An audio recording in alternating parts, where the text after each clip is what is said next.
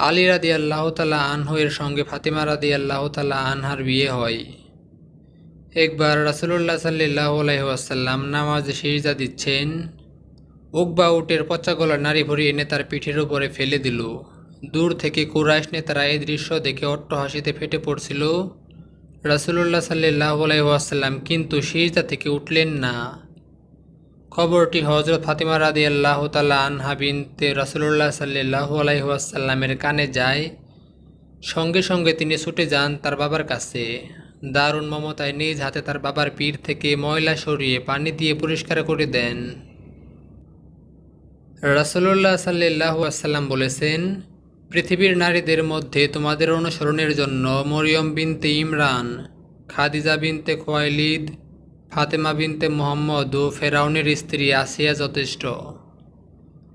ফাতেমা রাদিয়াল্লাহু তাআলা আনহা রাসূলুল্লাহ সাল্লাল্লাহু আলাইহি ওয়াসাল্লামের 18টি হাদিস বর্ণনা করেছেন। রাসূলুল্লাহ সাল্লাল্লাহু আলাইহি ওয়াসাল্লামের কাছে যখন ওহী নাজিল হতে শুরু হয়, ফাতেমা রাদিয়াল্লাহু তাআলা আনহা এর বয়স তখন 5 বছর। তিনি পবিত্র ঘরে ইসলামী পরিবেশে বড় হয়েছিলেন। তিনি ছিলেন খাদিজা রাদিয়াল্লাহু তাআলা আনহা এর মেয়ে। মদিনায় হিজরতের পর হিজরি 2য় সনে আলী রাদিয়াল্লাহু তাআলা আনহু এর সঙ্গে ফাতেমার বিয়ে হয়। সে সময় আলী রাদিয়াল্লাহু তাআলা আনহু এর সম্পদের মধ্যে ছিল শুধু একটি বর্ম। সেটি বিক্রি করে তিনি ফাতেমা রাদিয়াল্লাহু তাআলা আনহা এর মোহরানা আদায় করেছিলেন। আরবের প্রথা অনুযায়ী বিয়েতে কনের পক্ষ থেকে রাসূলুল্লাহ সাল্লাল্লাহু আলাইহি ওয়াসাল্লাম ও বর আলী রাদিয়াল্লাহু তাআলা আনহু খুতবা দেন। আলী রাদিয়াল্লাহু তাআলা আনহু এর চাচা হামজা রাদিয়াল্লাহু তাআলা আনহু 2টি বড় উট জবাই করে ওয়ালিমা করেছিলেন। রাসূলুল্লাহ সাল্লাল্লাহু আলাইহি ওয়াসাল্লাম বিয়ে সম্পূর্ণ হওয়ার পর একটি গ্লাসের পানিতে কোরআনের কিছু আয়াত তিলাওয়াত করে তাতে ফু দেন। সেই পানির কিছুটা তিনি বরকনেকে পান করতে বলে বাকিটুকু দিয়ে ওযু করেন। তারপর সে পানি দিয়ে তাদের দুজনের মাথায় ছিটিয়ে দিয়ে দোয়া করে বলেন, হে আল্লাহ, তুমি তাদের দুজনের মধ্যে বরকত দাও। হে আল্লাহ, তুমি তাদের দুজনকে কল্যাণ দাও। আলী রাদিয়াল্লাহু তাআলা আনহু এর আর্থিক অবস্থা সচ্ছল ছিল না।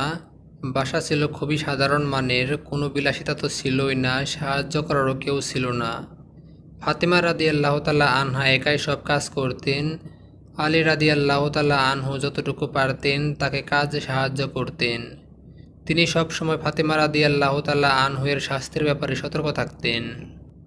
কারণ মক্কার জীবনের নানা প্রতিকূল অবস্থায় তিনি অপুষ্টির শিকার হয়েছিলেন। এতে তার স্বাস্থ্য খারাপ হয়ে যায়। এমন অবস্থায় ফাতেমা রাদিয়াল্লাহু তাআলা আনহা রাসূলুল্লাহ সাল্লাল্লাহু আলাইহি ওয়াসাল্লামের কাছে একজন দাস চেয়েছিলেন।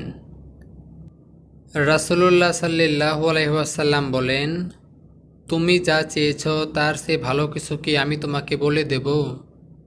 জিবরাইল আমাকে শিখিয়ে দিয়েছেন, প্রতি নামাজের পর তুমি 10 বার সুবহানাল্লাহ, 10 বার আলহামদুলিল্লাহ, 10 বার আল্লাহু আকবার পড়বে। রাতে ঘুমাতে যাওয়ার সময় 33 বার সুবহানাল্লাহ, 33 বার আলহামদুলিল্লাহ ও 34 বার আল্লাহু আকবার পড়বে। এ পরিবারের হিজরি 3য় সনে আনন্দ খুশিতে ভরপুর হয়ে ওঠে। জন্ম নেন তাদের প্রথম সন্তান হাসান ইবনে আলী রাদিয়াল্লাহু তাআলা আনহু। শিশু হাসানের বয়স যখন 1 বছর, তখন ফাতেমা রাদিয়াল্লাহু তাআলা আনহু এর আরেক ছেলে হয়। এই শিশুর নাম রাখা হয় হুসাইন।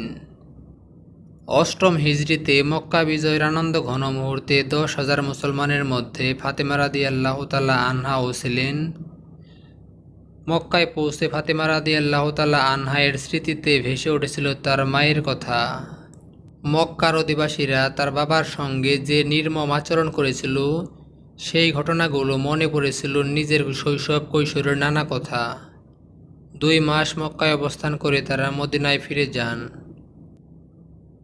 হিজরি 11 সনে সফর মাসে রাসূলুল্লাহ সাল্লাল্লাহু আলাইহি ওয়াসাল্লাম অসুস্থ হয়ে পড়েন। ফাতেমা রাদিয়াল্লাহু তাআলা আনহা রাত জেগে অসুস্থ বাবার সেবা করতেন। অসুস্থ অবস্থায় একদিন রাসূল সাল্লাল্লাহু আলাইহি ওয়াসাল্লাম তার কানে কানে কিছু একটা বললেন। ফাতেমা রাদিয়াল্লাহু তাআলা আনহা কেঁদে ফেলেন। কিছুক্ষণ পর কানে কানে আরেকটি কথা বলেন। সেই কথা শুনে ফাতেমা রাদিয়াল্লাহু তাআলা আনহা এর মুখে হাসির আভা ফুটে ওঠে। রাসূলুল্লাহ সাল্লাল্লাহু আলাইহি ওয়াসাল্লামের ইন্তেকালের পর ফাতেমা রাদিয়াল্লাহু তাআলা আনহাকে জিজ্ঞেস করা হয়েছিল, সেদিন আপনার হাসি কান্নার কারণ কী ছিল? ফাতেমা রাদিয়াল্লাহু তাআলা আনহা বলেন, প্রথমবার রাসূলুল্লাহ সাল্লাল্লাহু আলাইহি ওয়াসাল্লাম বলেছিলেন, আমার মৃত্যুর সময় ঘনিয়ে এসেছে, তাই আমি কেঁদেছিলাম।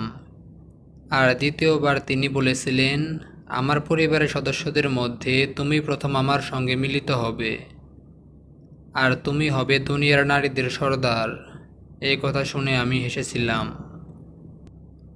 রাসূলুল্লাহ সাল্লাল্লাহু আলাইহি ওয়াসাল্লাম ফাতেমা রাদিয়াল্লাহু তাআলা আনহাকে এত ভালোবাসতেন যে তিনি বলেছেন, ফাতেমা আমার দেহের একটি অংশ, কেউ তাকে অসন্তুষ্ট করলে আমাকেই অসন্তুষ্ট করবে।